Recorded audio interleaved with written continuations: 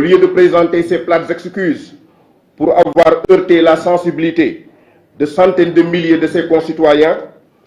a récemment fait une sortie médiatique pour réitérer ses propos avec la même insolence et la même indiscipline, en martelant à qui voulait l'entendre qu'elle n'avait rien à regretter de ses exactions. Au regard de tous ces actes qui frisent l'arbitraire et la provocation, nous exigeons avec force que ces milliers de plaintes déposées par d'honnêtes hommes, par d'honnêtes citoyens,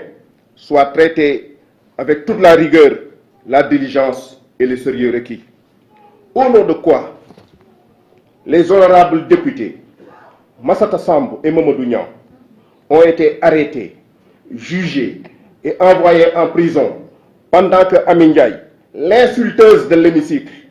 et l'instigatrice des incidents malheureux de l'Assemblée, continue à vaquer impunément à ses occupations, et ce, malgré les milliers de plaintes qui l'ont visé pour les forfaitures susmentionnées. Nous dénonçons fermement cette justice à double vitesse et condamnons avec la dernière énergie cette manière sélective de traiter les dossiers judiciaires. Certes, nos avocats en charge du dossier vont accélérer et intensifier la bataille juridique et useront de toutes les voies de recours pour obtenir gain de cause. Mais si rien n'est fait, rien ni personne ne pourra interdire aux disciples d'apporter une riposte ferme à la mesure des provocations et de l'effronterie de la dame. À eux de voir, soit ils le règlent, soit nous réglons le problème à notre manière. La coupe n'est que pleine, avec ces interminables actes de provocation, et on ne va plus laisser faire. Au-delà de l'affaire Amy Ndiaye, le Daïratul Moustarchidine wal Moustarchidat appelle les forces vives de notre pays à un sursaut national pour barrer la route aux dérives particulièrement dangereuses notées depuis un certain temps et qui sont la résultante de manœuvres récurrentes et d'une volonté manifeste de vassalisation de l'institution judiciaire et de son instrumentalisation conformément aux desiderata du régime en place. Aucun leader d'opinion, qu'il soit religieux, politique, acteur culturel ou membre de la société civile, n'a le droit de garder le silence face à cette situation, car se taire, c'est cautionner. La tension politique ambiante qui traverse le pays et électrise son climat social interpelle tout le monde. Tous ceux qui sont épris de justice doivent faire bloc pour éviter à notre chère patrie tout risque de sombrer dans les abysses de l'incertitude. Nous, responsables et membres du Daïra, profitons de l'occasion pour réitérer et renouveler aux responsables moraux tout notre engagement et notre soutien sans faille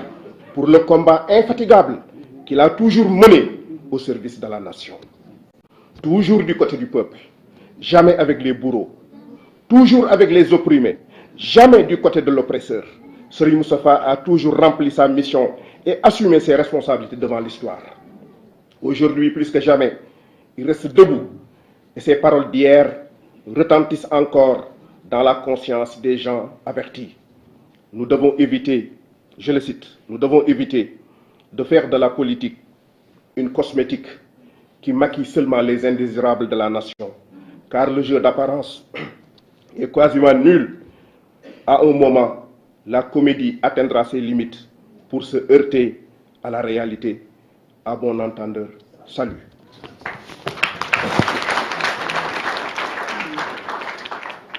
Daanaka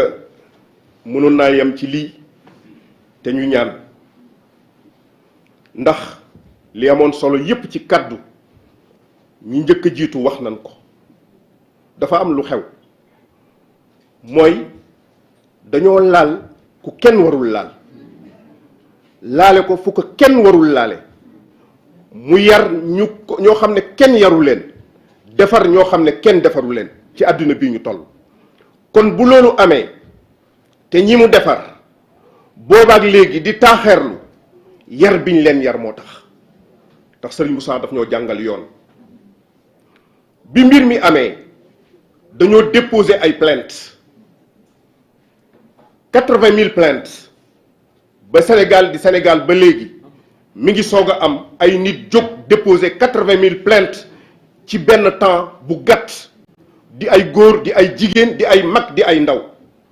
pour wane seen naqar mbokk yi may wane ne 80 000 personnes xajuñu ci dëkk xajuñu ci kenn nit kon bu ñu d'accord ne plainte la ñuy déposer ñooñu lan leen yar moo tax waaye nan lañ mën a nangoo 80 000 plaintes ñu déposer ko Louga déposer ko Dakar déposer ko Thiès déposer ko Rufisque déposer ko Ñiibi déposer ko fu nekk ci àdduna bi boobaak léegi amul benn plainte boo xam ne yëkkati nañ ko ne dañ koy topp te réew mi luñ ne ñoxor njaay ñu ne procureur génnal luñ ne ñoxor njaay ñu ne section de recherche génnal dama ne cette justice à double vitesse dafa war a arrêter Massata Samb ak Mamadou Niang ñu arrêté leen tëj leen te soxna si nga xam ne xaw ma soxna si sax xaw ma ndaw si ndaw soosu nga xam ne li xew lépp moom la ñu ngi ko bàyyi ba tey muy dox ay soxlaam au nom de quoi waa dañuy wax nag ne ñun ñi nga xam ne ñooy njabootu Cheikh Seyd Mouhamadul Moustapha Sy bi yoon jotee jaar nañ ci yoon bi yoon jotee jaar nañ ci yoon ndax loolu la ñu jàngal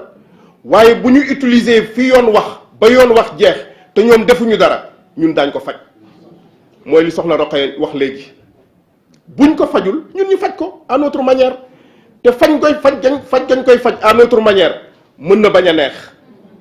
kon nag ñoom ñoo am intérêt pour ndaw si tooñ gi mu tooñ publiquement parce que sëñ Moustapha daf ne tooñu maa tey baalug maa tey dafa tooñ publiquement dañ ko war a sanctionner publiquement li nga xam ne nii mooy moom la yoon wax ci moom dafa war a appliquer wu ci moom te dara waru cee des kon certes am nañuy avocat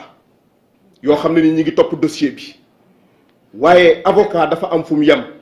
parce que ki nga xam ne ni jëfumaa tey lay def kooku faaliwul avocat faaliwul juridiction waaye nag dañ leen a bëgg a xamal ne waxuñu Ami Ndiaye parce que kooku mën naa ne wolof nee na ku ñeme rek dañ laa déy dafa am ñu nekk ci gannaawam waaye Ami Ndiaye ak ne nekk ci gannaawam Serigne Moustapha du seen moroom ku sëñ Moustapha yar du sa moroom même Macky Sall mi nga xam ne nii xëy na mooy seen kilifa sëñ Moustapha du moroomu baayam moom Macky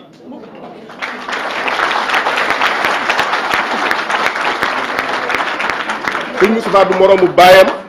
du moroomu baayu kenn ci ñoom il faut que ça cesse il faut que mu arrêté il faut mu arrêté le Serigne Cheikh daan wax bu ñu waxee mu ne ay Abdou Diouf ak yi mu ne ba may jëflante ak Senghor ak général de Gaulle ñii mu ne ñii ay mbuucaa mbuuj lan mais Macky Sall mbuucaa mbuuj la ci kanamu Serigne Moustapha ñi Serigne Moustapha jàkkaar lool te Serigne Ndiaye wax na ko léegi en son temps def leen face dóor ay coup de semonce parti socialiste bi fi nekkoon parti unique ba daaneel ko Abdou Diouf daw génn réew mi dem ñooñu duñ moroomu kii fi nekk kon nag nañ arrêté parce que sëñ Moussa nee na koo ne duma ko topp fa ngeen jëm dafa soriwul président Lamine Gueye dafa wax Serigne Cheikh benn bés ne ko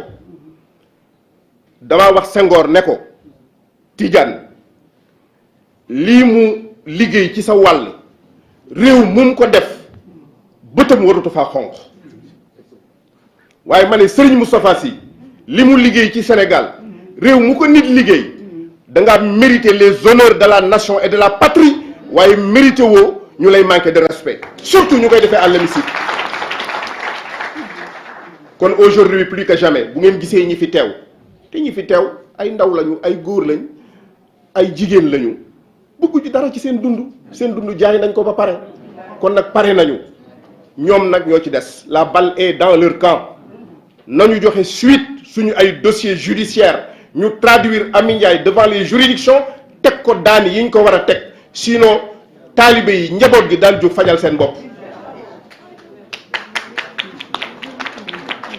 noonu rek la toll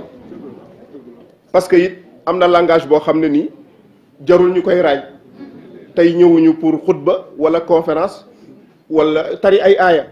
dañoo ñëwoon pour wax suñ farata ji wax nañ ko et j'espère que duggul ci nopp ku tëx réew mi nag Serigne Ndiaye wax na ko léegi léeg-léeg sax nga dégg ku naan na kilifa diine yi wax ma ne ban kilifa diine ban kilifa diine ban kilifa diine ki nga xam ne nii dundam gépp da koo tayle pour réewam moom lañ wax ci texte français bi ci peuple bi rek la mës a bokk musul nekk ci beneen côté ñi ngi noot toujours moo leen di dimbale mais musul ànd ak kiy noot lu mu am def ko ci réew mi jàngale na yar na orienté na xeex na taxaw na kooku buñ naan na kilifa diine yi wax defe naa ni kooku bokk ci moo tax ban kilifa diine lañ war a wax kon nag li am ba des mooy Serigne Moustapha ci réew mii di Sénégal jàmm la fiy am dañ ko fiy ormal dañ ko fiy teral ndax moo ko liggéey moo ko mérité loolu day am de gré ou de force de gré ou de force loolu dafay am kon nag su ko defee kàddu yooyu mooy li nga xam ne nii moom lañ doon yëkkati pour di ko wax au nom de tout le monde ñu xamee ko noonu déggee ko noonu su fekkee ne nii mat na alhamdulilah su matul it sama matadi la mais li ci xol yi ak li ci xel yi ak li ci yéene yi ëpp na loolu amuñu ku dul moom dégluwuñu ku dul moom toppuñu ku dul moom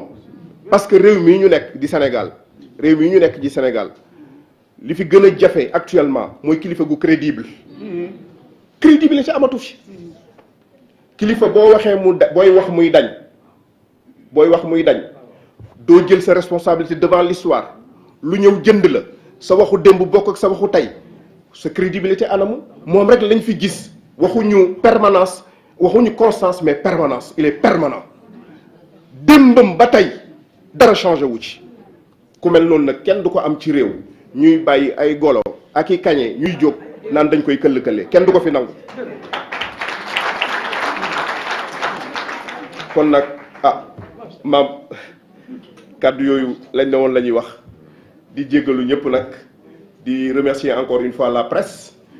di leen jox rendez-vous très prochainement parce que lii duñ ko bàyyi dañ koy topp ba mu sës ndax ci réew mi lañ dëkk nag ci réew mi lañ dëkk bokk ci Serigne Moustapha def fi lu fi kenn deful kon duñ nangu ñuy bafouer suñu ay droit wala ñu koy violer ñuy toog di seetaan loolu du fi amee daanaka am na ko daan benn kilifa bu daan wax naan yàlla ñu yàlla musal ci fekkee ju ñu roog wuute fekkee ju ñu roog wuute yàlla ñu ci yàlla musal kon nag ñun njaboot yi yàlla ñu yàlla musal ci fekkee ju ñu roog wuute te incha allah defe naa ni duñ ko def ci kàttun yàlla wasalaamaaleykum wa rahmatullahi taala wa barakaatu.